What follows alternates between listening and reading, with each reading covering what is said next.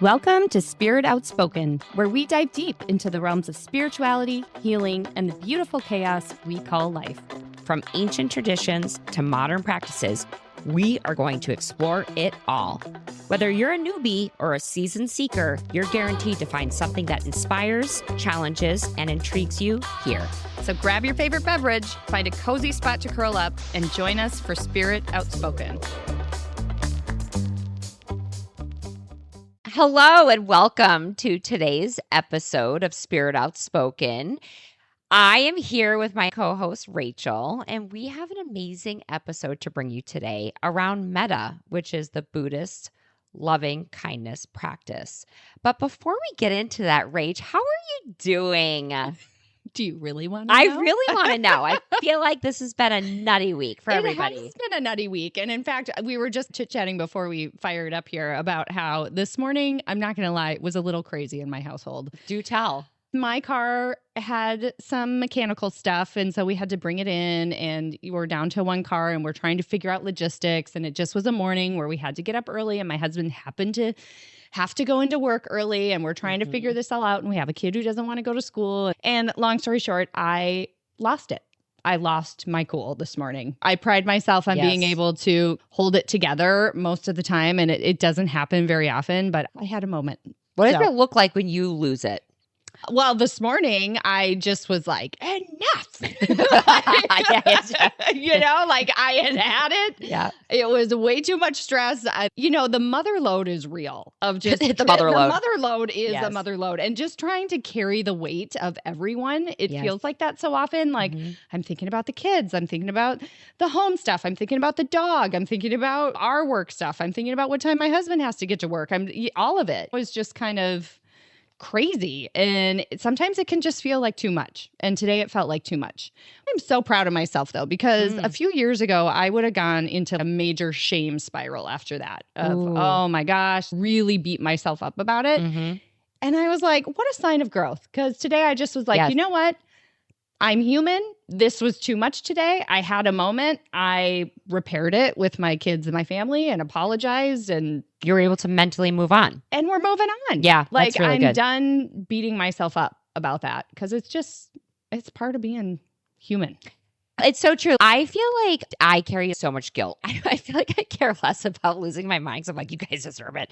But like, it's more about kicking myself if I made a parenting mistake or something like that. And somebody said something to me where losing your cool in front of your kids is actually a good thing or can turn into an opportunity because first and foremost, no one's going to be able to keep it together all the time. And our kids are inevitably going to be parents one day and they will lose their cool and they need to see somebody modeling good reparative behavior after that happens. So it's an opportunity to go to your kids and say, listen, I didn't handle that the best way. Let's talk through that. And I feel like I've been trying to implement that too in our house. And I've noticed in doing that, well, at least one of my kids, the oldest kid, when they lose their cool about something, they're more receptive to having a conversation after that, where before they just shut down. And you see it. They feel shameful. They feel guilty and they don't want to talk because those feelings are so big.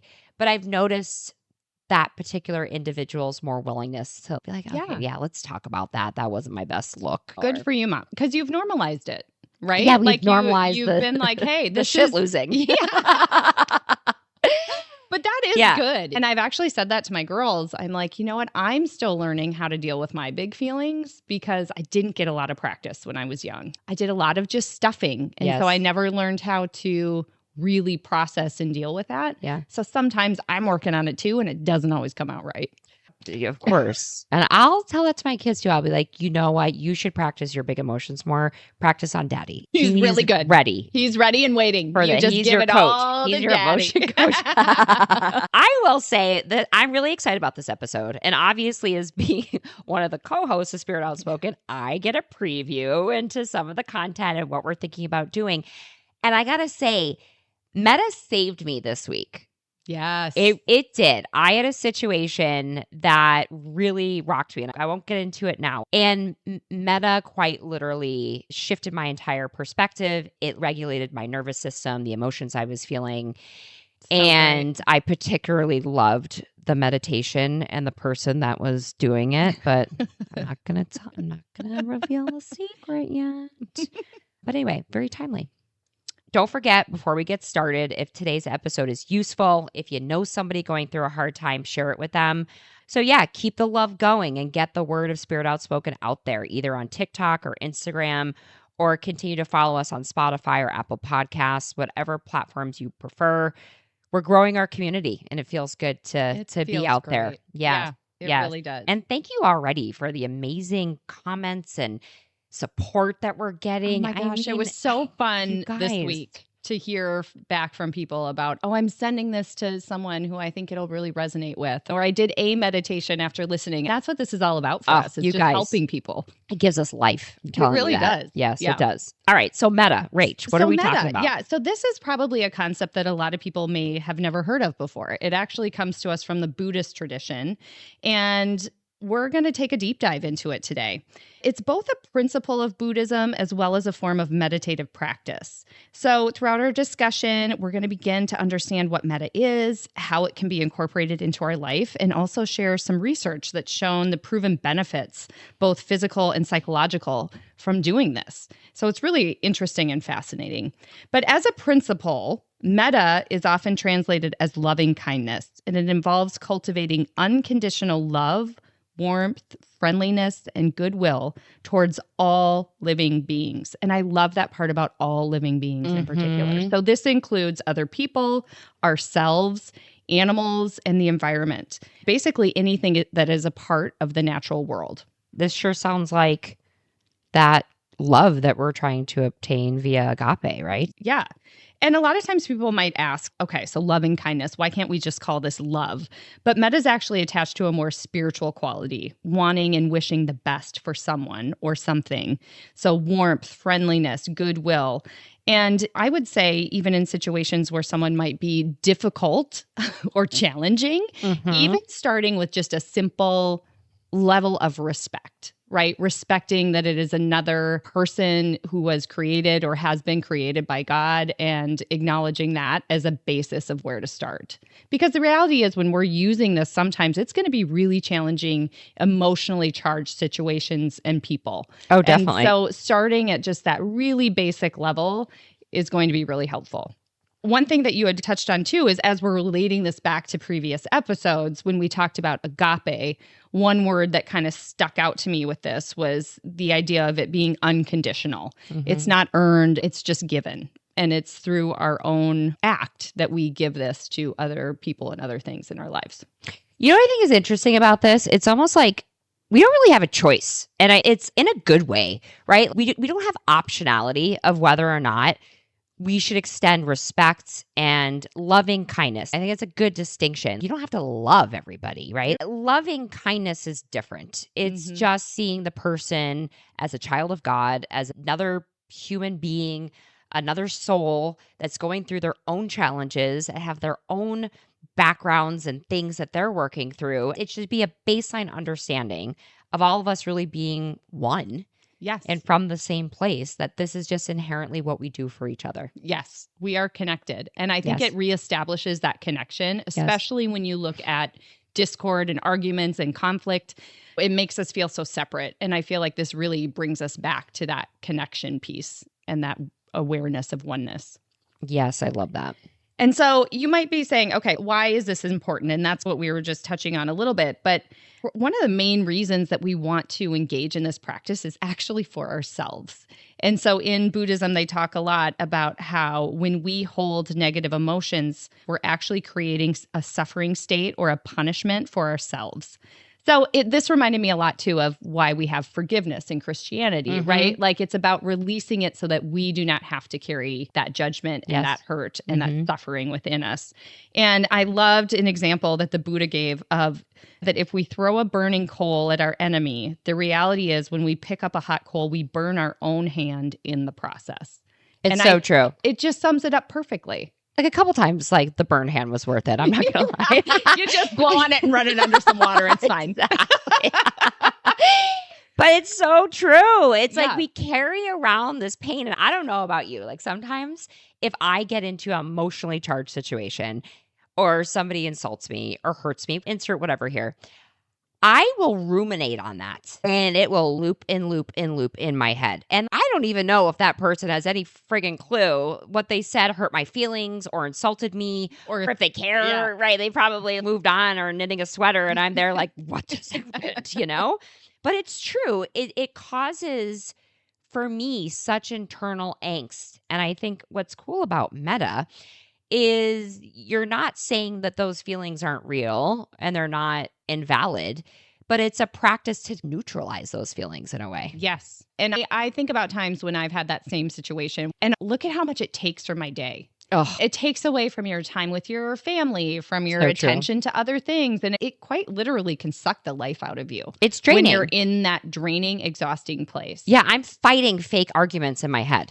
I'm literally like, and then you know what you said? And I'm like, this isn't even happening. Like, I'm just so pissed off from whatever situation just happened. That's me. Okay. So anyhow, this connects with me. Yeah. I say the same thing. You're fiery. Sagittarius is a fire sign.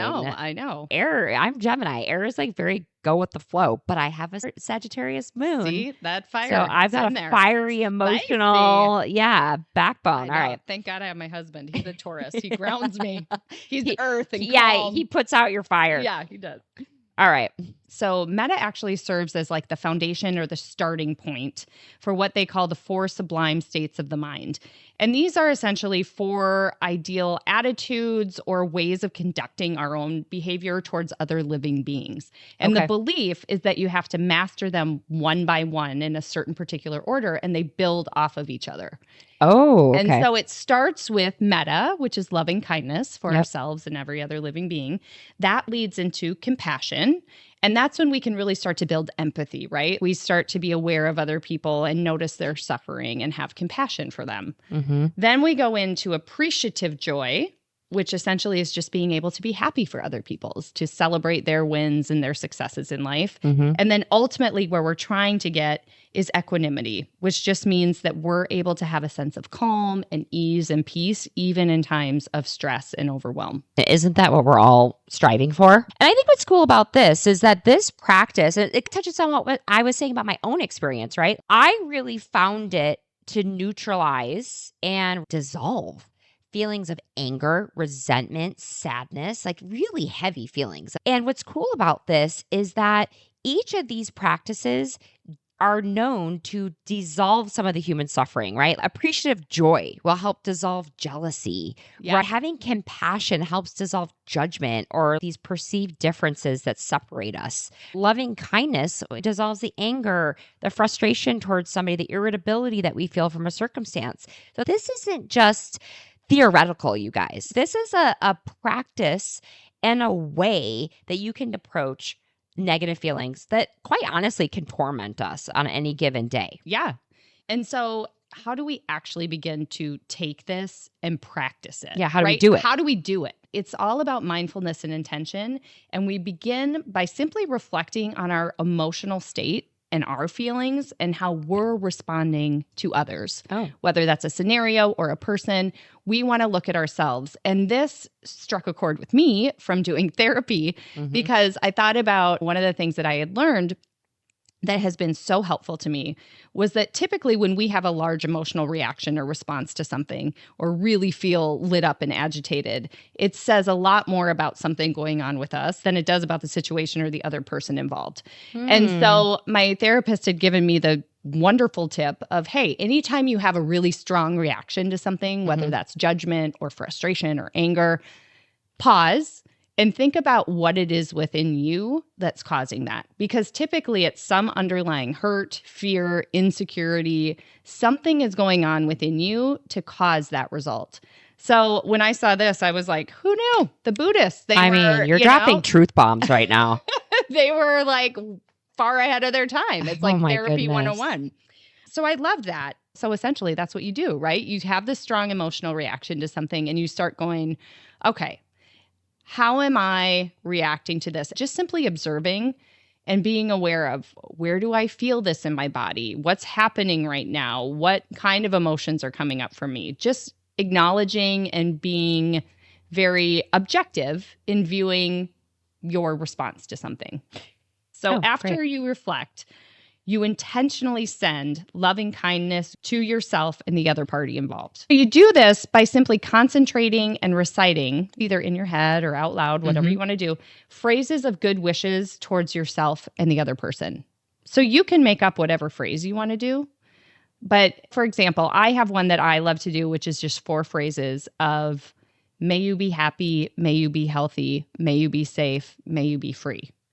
And that was just the way that somebody taught me. And so that's the one I do. But you could do, may you find God, may you evolve, may you, whatever you want to say, you know. Yes. And I love your version of it because it does feel so grounded in basic humanity. Yes. You know what it doesn't feel fake. Exactly. You know what I mean? I can still be really upset with you. Yes. And still wish that on a human level, you have peace, Yeah. that you're safe, that you have all these very basic human needs. And it just allows that process to begin in a way that feels real and authentic. I'm obsessed with this. Yeah. You've got me hooked on Metta. I love it. It's got 2 beautiful. T's, you guys, not the other Metta. And I have to give a shout out because really it all came from Miss Candace Rasa, who we will have on the show, but she's our spiritual guru. But she's the one who also drops truth bombs. Yeah. Truth nukes. Nukes, yeah. And one thing that's really important to note too is this is not meant, you guys, to override or not allow us to feel our emotions. In fact, it's quite the opposite, right? It's not meant to just shove your feelings aside and push them under the rug. It's to acknowledge how you're feeling and then work through them. I think that's so key. Yeah. Because I have a pattern, and I'm curious if you are similar. Like, I would say my baseline is I'm a very positive, happy person. I am. That's my demeanor. So when I feel a negative emotion, especially big, heavy ones, sadness, fear, resentment, I have an allergic reaction to those. It almost stirs up an anxiety. It's like I have the negative emotion that I'm like, I don't want to feel this. I want to feel this. Yes. And I want to get rid of it. So my inclination is just to ignore it, power through it, loop in my brain to figure out if there was a different way that events could have played out to avoid said emotions. And what's cool about this is that facing the emotions head on and working through them is part of the practice. Yes. And it forces you to really work through them, which for me, I've never done. It's almost like immersive exposure therapy. And I'm amazed at how quickly you can work through them when you choose that path. Yeah. Absolutely. As someone who spent years literally like running and avoiding my feelings in every possible way. And it's so true that the only way out is through. Gosh, because it's so true. No matter what, even if you think you have a handle on it, it is in there. If you have not taken the time to reflect and really feel your feelings, it's in there. Manifest in different ways. If we don't deal with these deep-seated things and we just shove them somewhere, listen, emotions are energy. Yep. And energy has to move. It has to go somewhere. And if we just stick it internally and we don't move it through, it'll wreak havoc. I know. I did hear, I have to just share it because I heard one analogy once that I loved that was the equivalent of taking a beach ball and you try to push it under the water. Oh, so true. And you can only do it for so long. And then eventually that thing is going to come up and smack you right in the face. Right? So and true. It's the same with our emotions. You can try however hard you want to keep it in control and keep those things in check. But if you don't deal with it, it's going to come out. Yeah, your beach ball popped up this morning. Yeah, it did. It came right up. Came right up, smacked me right in the face. Everybody saw it. Okay. So we've touched on what it is, how we begin to practice it.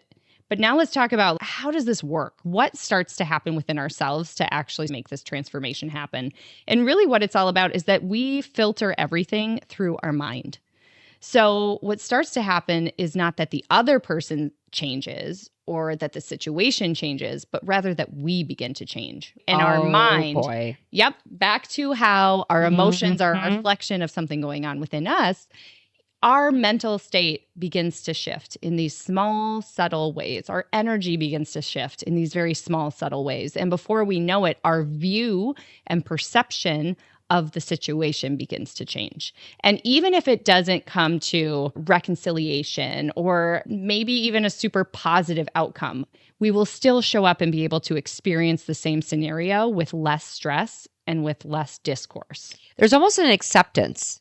Yes. You're not necessarily changing yourself in a way that makes you vulnerable to a negative situation. But the point of changing your perception and changing from the inside out, I think is so key. It's so different than how we're normally programmed to handle problems. You go through a difficult situation and your inclination is to prove to them that you're right, to make them change their mind about a situation, to make them handle a situation differently, to respond to you more respectfully. But truly, we can only heal ourselves, but by healing ourselves and extending that love to others, we can impact others in a positive way. But it starts with us. Right. It starts with us.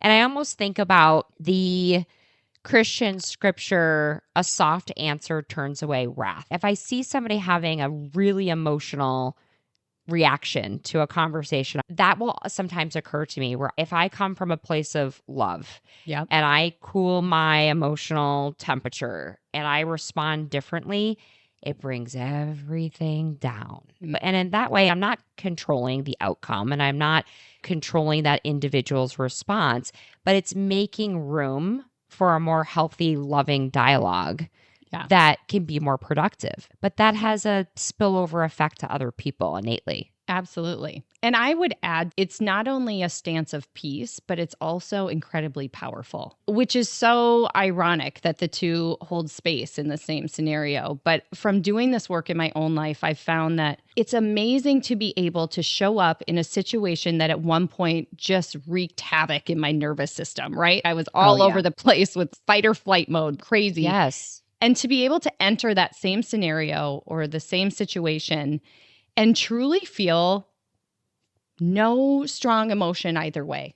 To just be, it is what it is. Neutral Nelly. To have that neutrality is so powerful and freeing and mind-blowing to truly feel that on the inside of your body. Not I'm pretending to feel content in this moment or I'm good at masking it, but I truly am walking into a situation that used to just fire me up and make me livid, and I can enter it and feel completely at peace, and not only peace, but just neutral.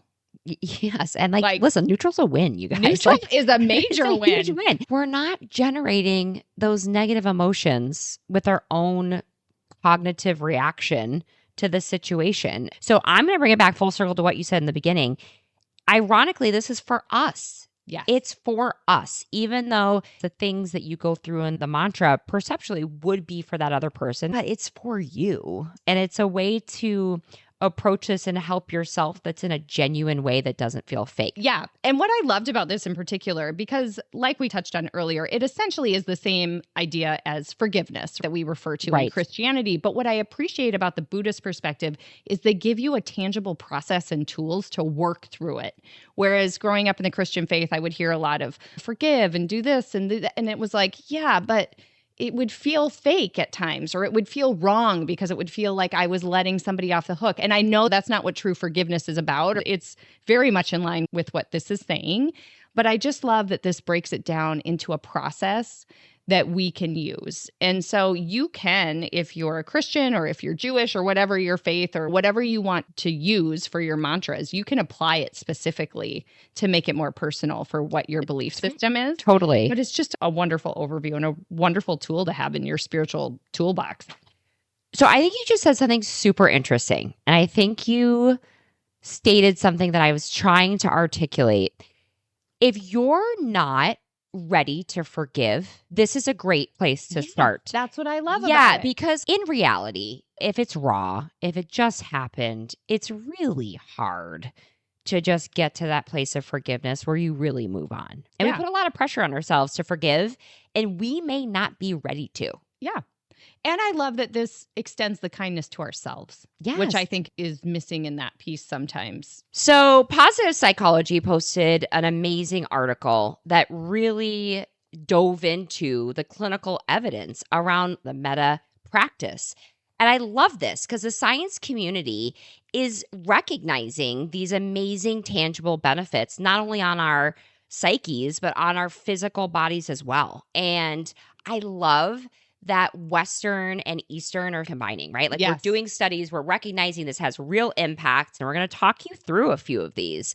The first one is reduce self-criticism. So the loving kindness meditation quiets our inner critic and helps us be more self-accepting. And I think we see that because such a big part of the loving kindness meditation is to first extend that loving kindness energy to yourself. Yeah. They also did a 7-week clinical study that resulted in a reduction in self-harming impulses with individuals that have suicidal tendencies.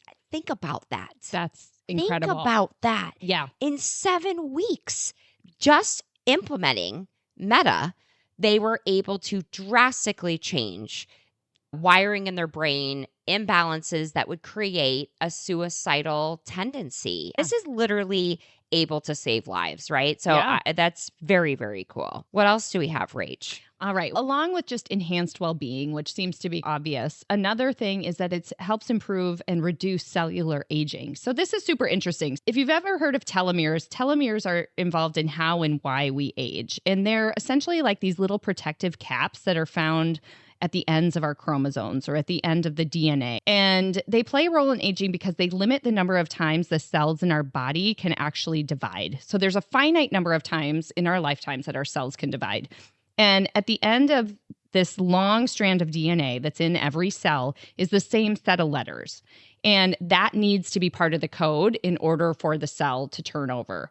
And basically, every time it does turn over, it's like that little code, one snippet of it gets cut. Does that make sense? So think of it like a really long receipt of coding. Yep. And you only have maybe a few hundred to a few thousand of these little same DNA codes that have to be there in order for that cell to divide. But every time it does, it gets a snip and it gets shorter. So they did a 12-week randomized trial, and they found that a loving kindness meditation was actually able to buffer or slow down that shortening process.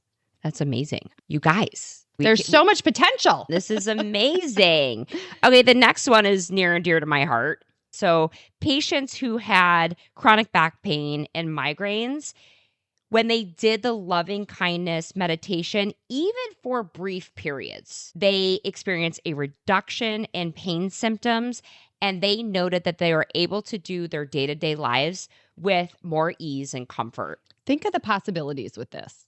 I mean, my mind is blown. You know, you think about the opioid addiction and the problem that we have with that. If we could find some other tangible ways to help reduce pain, and maybe it doesn't get rid of it completely, but just to reduce or take the edge off. I think what's so amazing too, think about how many buckets this is hitting. Yeah. It's not like you have to do one particular meditation to reduce your back pain, one particular meditation to, improve your health. I mean, it is really an end-to-end spectrum of any physical or mental ailment you may be experiencing. Yeah.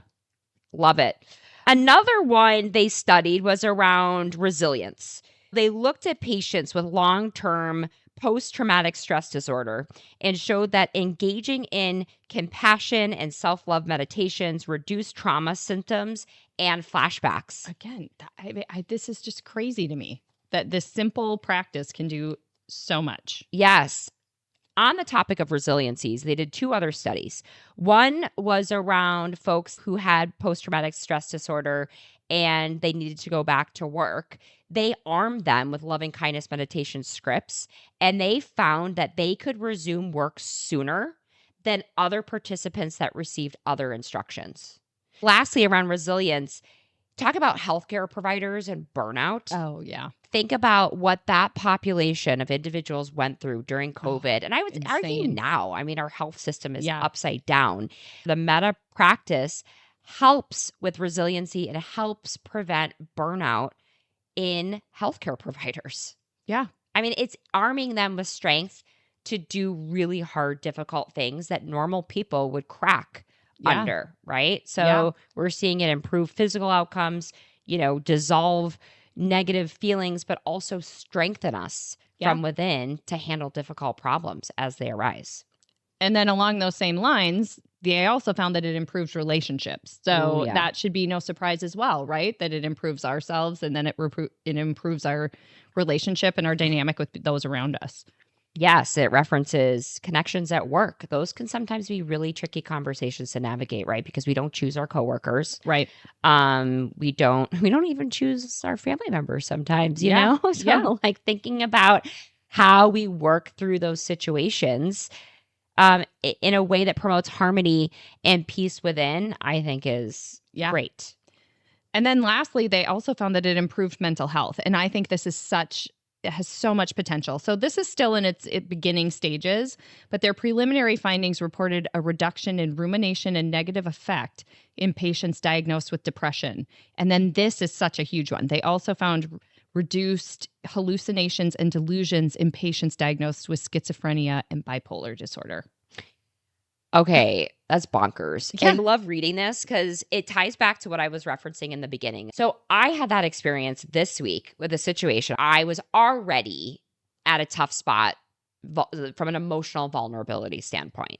And we all go through those periods. You already feel like you're hanging by a thread. Yes. I was like hanging by a thread that has been fraying. Okay. Yeah. And then what I perceived to be a really hurtful and challenging conversation. It really caused some, I will say, suffering. What was so cool was that as part of this episode, Rach recorded a 10-minute Metta meditation.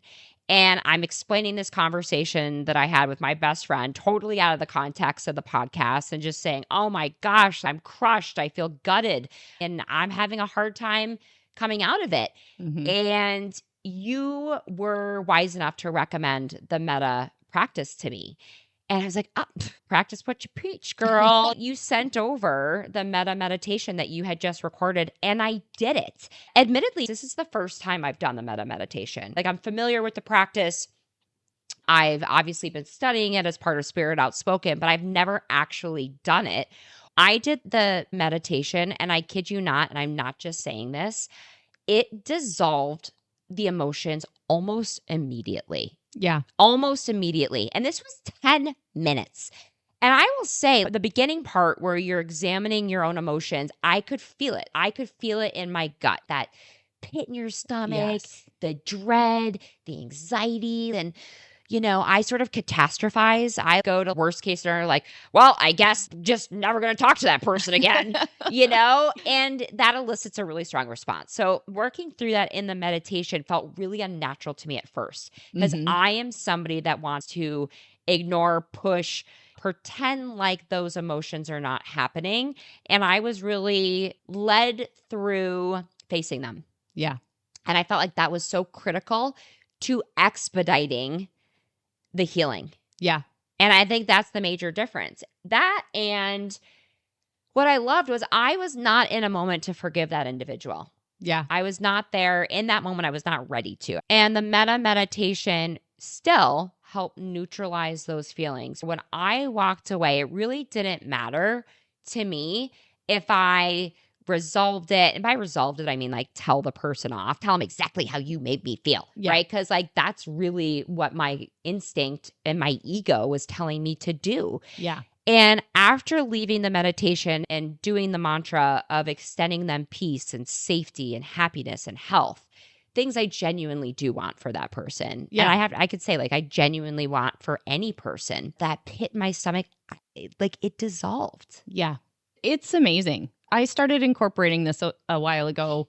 I was struggling with how do I hold a boundary without anger? Because I was holding on to anger, fearing that if I let the anger go, that I'm going to be taken advantage of again or hurt again or whatever. And this was the first practice, and that's why I say it's so powerful, that allowed me to release that and still have a very clear boundary. And in fact, feel more powerful than I did before, because now I feel more in control. I'm not triggered by anything, and I can go into the situation fully present and not have an attachment to it in any way, shape, or form. How incredible is that? I think it's incredible. And again, it's like harping on neutrality, because we're not looking to automatically turn what's a hurtful or challenging situation or interaction with an individual into like happy, harmonious heel clicking. That's not what we're talking about, right? So I just love it. And I got to say, you guys, like, I am the guinea pig. I tried it. I tried the exact meditation that Rach is going to post for you guys. I highly recommend it. I felt rejuvenated. I'm so glad. I felt fresh. Like I took a emotional shower. That's a perfect way to say it. I felt good. Yeah. I even spritzed some like aromatherapy around. It was great. Felt great. So kudos. I loved it. Thanks for doing that for our listeners. Yes. So today was awesome. I really got so much out of it. I'm seeing a noted difference in my own life. I'm going to keep doing the metta practice. Thank you guys for listening. Again, if you found today's episode helpful, please pass it along to other people in your community. We love to spread the word of love and loving kindness and metta. Stay tuned next week for another episode of Spirit Outspoken. And in the meantime, check out our website for resources, guides, anything that you need to help you continue your spiritual journey, and especially check out the Metta Meditation that we'll be posting as soon as this episode airs. Thanks for joining us for today's episode. If you're ready to take your spirituality to the next level, be sure to check out our website, spiritoutspoken.com. There you can download free educational resources, read our latest blog posts, and join the Spirit Outspoken community. And don't forget to follow us on Instagram and TikTok at Spirit Outspoken to stay up to date on news, happenings, shenanigans, and all things Spirit Outspoken.